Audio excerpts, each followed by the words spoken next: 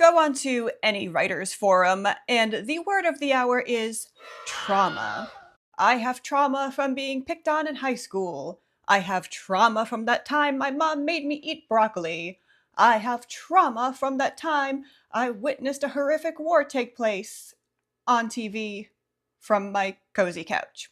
So, yeah, I roll my eyes whenever I hear the word trauma. It's highly overused, which is unfortunate because the word used to pack a punch. Now it barely flicks a wrist. But I think that this obsession with trauma is because it's kind of necessary for writers. All the good ones, well, they saw some shit.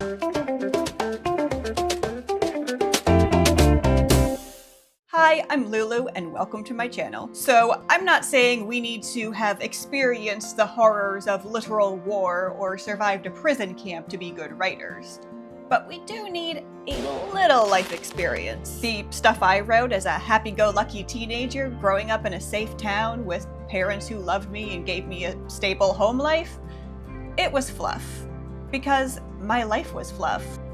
And it was awesome. But my lack of life experience, my inability to understand fear and loss and the realities of the world, it was pretty blatant in my writing. But with a turn of the proverbial Catherine wheel, my idyllic childhood ended quite suddenly and became a pretty awful early adulthood. It all started with my dad's death, and I won't get into all the trauma of the following years, but let's just say this. My dad was like the pin in the grenade. The moment he was removed. But I'm not one of those people who wants to be defined by trauma. I mean, everyone experiences some form of it in their lifetime, and mine isn't much worse than anyone else's. In the grand scheme of things, it's actually pretty mild. I prefer to be defined by who I became afterward, how I got back up after I was knocked down.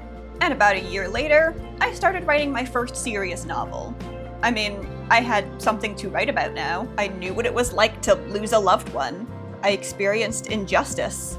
I watched family turn against family and friends betray friends. I witnessed happily ever afters brutally ripped away. It sucked.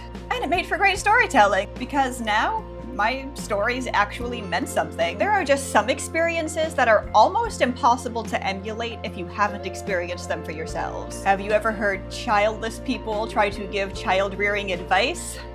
Yeah, they mean well. It's the same for losing loved ones. People who haven't experienced that don't often convince their readers when they try to write about it. It's always,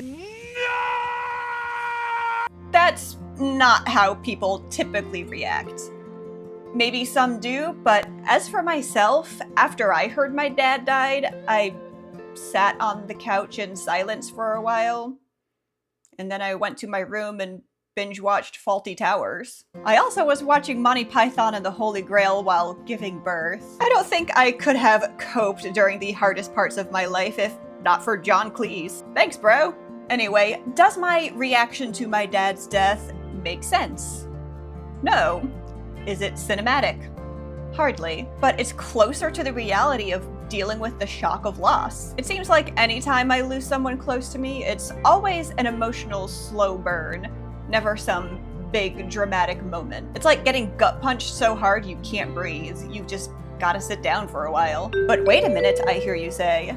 If real-life experiences are necessary to write authentically, then how can we write about dragons, or magic, or even historical periods we never lived through? With the exception of autobiographies, most of us are writing about things we never experienced and people who don't exist. But we don't have to travel through time to know what it's like to feel wonder. One doesn't have to be attacked by hostile aliens to understand fear and panic. And we can understand what the hero of an epic fantasy is feeling because, while we don't have the weight of literally the entire world on our shoulders, many of us have had the weight of our own personal world on our shoulders. There are a myriad of human experiences and emotions that, for better or worse, we all know too well. They may have been instigated by causes more realistic than the ones our fictional characters experienced, but we can still tap into them and make our readers believe we know exactly what an alien invasion or time travel is like. We just need to blend our true experiences with